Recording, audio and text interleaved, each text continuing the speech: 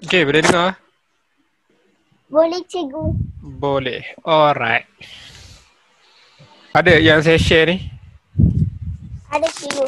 Ada. Bahagian B, 15 markah, masa yang dicadangkan 25 minit. Okey, Sarvani, baca soalan. Okey cikgu. Kejadian banjir sering disiarkan dalam media massa.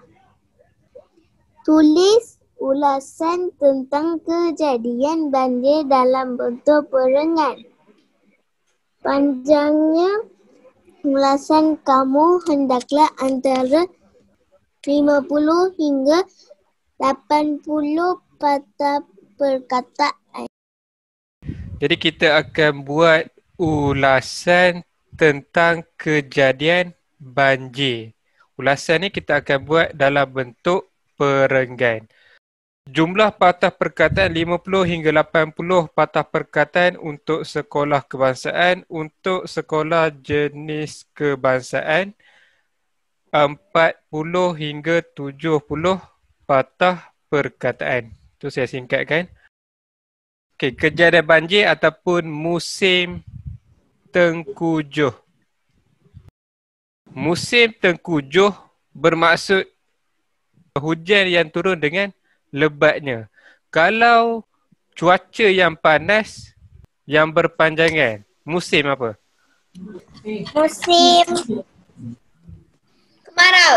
Ya, musim kemarau. Okey, musim ada 4 musim. Musim panas, Musim sejuk. musim sejuk, lagi Musim luruh. musim luruh. Lagi Musim bunga. musim bunga. Okey, sekarang banjir. Musim tengkujuh. Macam sekarang pun boleh dikatakan nak ke arah musim tengkujuh lah pada penghujung tahun. Kat rumah kamu hujan tak? Ya. Tak dah. Hujan. Oh, Hujan sikit hujan sikit je. Okey, banjir. Hujan lebat yang berterusan, penebangan hutan, hakisan tebing sungai. Yang ini apa ni? Tahu? Tak tahu. Yang inilah punca berlakunya banjir. Ataupun faktor berlakunya banjir. Pantai Timur terus dilanda banjir. 1,675 orang dipindahkan di Terengganu. Pantai Timur. Negeri mana ni Pantai Timur? Ada 3. Kelantan, Terengganu, Pahang. Kelantan, Terengganu, Pahang. Okey, betul. Apa yang ditulis pada papan ini? Pusat pemindahan banjir. Pusat pemindahan banjir. Yang ini apa ni? Ni. Pasukan penyelamat. Pasukan penyelamat. Pasukan penyelamat datang menyelamat penduduk kampung ni. Dia nak pindahkan ke pusat pemindahan banjir. Kalau berlaku banjir, apa yang kita nak bawa? Bawa makanan. Bawa makanan. Lagi? Makanan. Apa yang penting? Baju-baju. Baju-baju. Lagi? Baju. Alat mandian. Alat mandian nak bawa. Benda yang paling penting. Tak tahu. Tak tahu. Yang paling penting, kita kena bawa dokumen. Dokumen. Contohnya apa? Surat beranak. Oh, surat beranak tu. Yang ni penting lah ni. Surat beranak, IC. Segala jenis dokumen yang penting. Kita kena selamatkan. Barang-barang nak selamat tak? Contoh TV. Tak nak. Kerusi. Tak perlu. Kita kena selamatkan nyawa kita dahulu. Pada tahun 2014, berlaku banjir yang paling teruk di Kelantan. Ingat lagi tak? Kalau di Pahang, tahun apa? Pahang pun lebih kurang juga hari tu. Kiranya 2014 ni banjir yang paling teruk. Terutamanya di kawasan pantai timur ni. Dan paling terkesan di Kelantan. Contoh dekat Kota Baru. Kenal Datuk Seri Vida? Ha? Datuk Acik Seri tu. Vida, tak kenal? Tak. Yang Kelantan ni. Apa dia? Kelantan ke? Yang Kelantan tu. Yang ada produk kuih putih tu. Oh, tu. Itulah Datuk Seri Vida. Kan dia cat stadium dekat Kota Baru tu, yang warna pink tu. Stadium tu tenggelam disebabkan oleh banjir. Stadium Sultan Muhammad keempat. Waktu tu 2014 banjir teruk lah kat Kelantan. Sekejap saya tunjuk gambar. Ni, nampak? Ini stadium ni. Mana? Gila. Nak hampir ni dah besar yang stadium je lah air. Yelah. Paling teruk. Tengok kawasan ni. Saya nak tengok yang stadium. Stadium. Ni. Oh, ni dulu stadium ni macam ni. Ni, yang ni. Warna pink putih ni. Oh. Okey lah. Okey. Berbalik semula. Soalan ulasan. Berapa perenggan nak buat ulasan? 3. Ya, 3 perenggan. Perenggan pengenalan, perenggan isi, perenggan penutup. Banjir, hujan lebat yang berterusan, penebangan hutan, hakisan tebing sungai. Okey, banjir bukan sahaja berlaku dekat kawasan perkampungan, tetapi juga berlaku di kawasan bandar.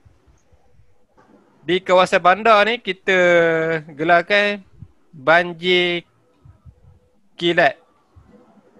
Banjir kilat disebabkan oleh banjir kilat tu disebabkan oleh pembangunan. Tadi saya pergi dekat tempat aerobik saya dekat kuat bunyi kilat. Bunyi kilat. Kamu ada tengok dalam TV ke, surat khabar ke, kan ada berlaku banjir kilat dekat Kuala Lumpur hari tu, kat mana? Lembah Kelang. Lembah Kelang pada hari Khamis. Hujan berturut-turut selama 2 jam. Kemudian berlakulah banjir dekat kawasan Lembah Kelang. Ya ke? Hujan berterusan selama 2 jam. Okay, penebangan hutan. Hutan penting. Kalau kita tebang hutan, tidak akan ada kawasan tadahan air. Apabila tidak ada kawasan yang menjadi tempat tadahan air, hujan tu akan terus jatuh ke atas permukaan bumi. Lepas tu berlakulah hakisan tanah oleh sebab tidak ada litupan bumi. Hakisan tebing sungai pun samalah, boleh menyebabkan berlakunya banjir. Jadi sungai tidak dapat menampung air hujan dalam jumlah kuantiti yang banyak. Selain faktor ini, ada juga faktor lain, contohnya sistem perparitan yang tidak terancang. Biasanya dekat kawasan perumahan ataupun kawasan bandar. Selain faktor ni, apa lagi yang menyebabkan banjir? Longkang tersumbat. Longkang tersumbat. Okey, betul. Macam mana longkang boleh tersumbat? Banyak sampah. Banyak sampah. Okey, apabila banyak sampah, longkang akan Bila banyak sampah, jadi air tu tak masuk dalam tu. Kan longkang kan ada macam lubang tu kan. Ya betul Izzul. Itu sangkut dengan sampah dia, jadi ada hujan banyak-banyak, lepas tu naik. Okey, betul. Sekarang ni, kesan banjir. Apakah yang berlaku kepada manusia ataupun hidupan lain akibat daripada banjir? Boleh mati. Boleh mati, betul? Boleh menyebabkan Lemas. kematian. Lemas. Okey, lagi? Pesen. Pingsan. Menyebabkan penyebaran penyakit. Banjir yang berlaku akan menyebabkan takungan najis keluar bersama-sama limpahan. Jadi najis yang jadi najis itulah yang akan mengakibatkan pelbagai jenis penyakit. Contohnya apa? Malaria, taun. Lagi boleh juga menyebabkan kemusnahan harta benda. Contohnya apa? Rumah, kereta, barang elektrik, Bangunan. bangunan, betul? TV. TV, televisyen. Apabila musnahnya harta benda ni, Kursi. seterusnya akan menyebabkan kerugian. Contohlah, pihak kerajaan terpaksa menanggung kerugian yang besar untuk membaiki harta awam seperti jalan raya, bangunan. Kalau cara untuk mengatasi banjir, apa yang kita perlu buat? Membuang sampah ke dalam tong sampah. Okey, kita buang sampah ke dalam tong sampah. Kita kena memelihara hutan. Jadi apabila kita memelihara hutan, tidak berlaku pembalakan. Jadi banjir itu dapat dikurangkan. Badan-badan tertentu juga harus bertanggungjawab untuk menentukan sungai sentiasa bersih dan tidak dijadikan tempat pembuangan sampah. Nanti sumbat saja. Betul. Kita juga kena adakan kempen. Kebersihan. Kempen kebersihan, mencintai sungai.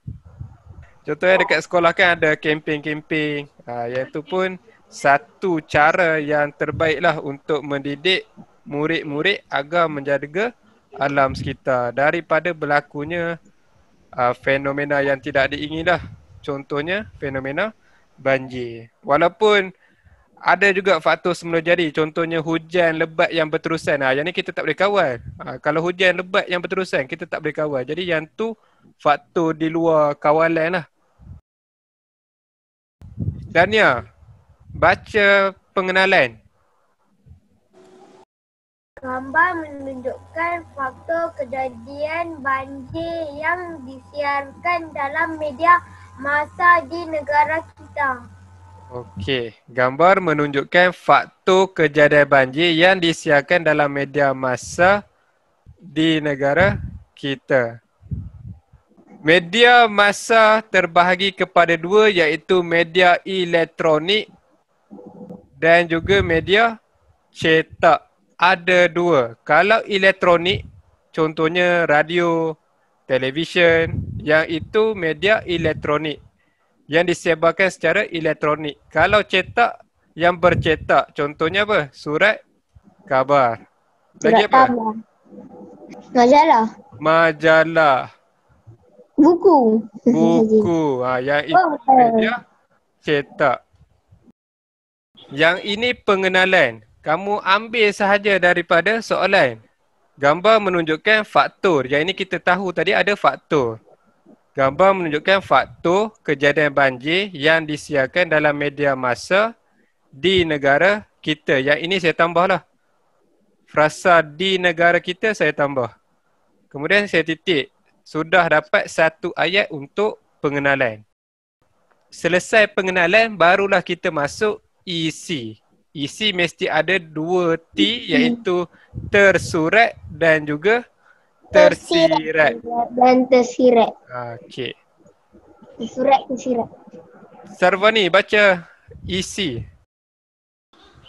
Antaranya hujan lebat yang berterusan mengakibatkan paras air di dalam sungai melimpah dan membanjiri daratan.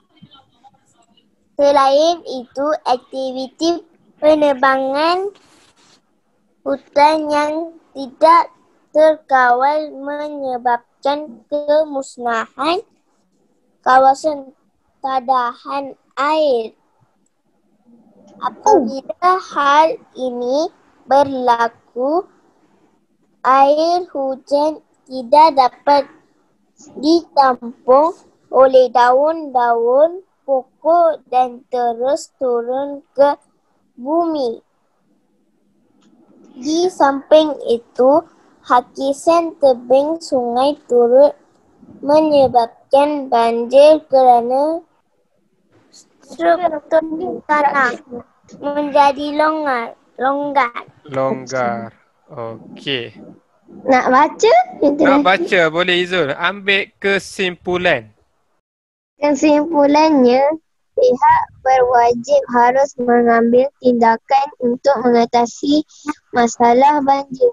Okey, terima kasih. Jadi untuk kesimpulan, kita ingat siapa apa, buat apa, mengapa. Siapa pihak berwajib. Apa yang kena buat? Harus mengambil tindakan. Mengapa kena ambil tindakan? Untuk mengatasi masalah banjir. Jadi selesai untuk penutup. Okey, boleh ya? Boleh, cikgu. Izul boleh? Boleh, cikgu.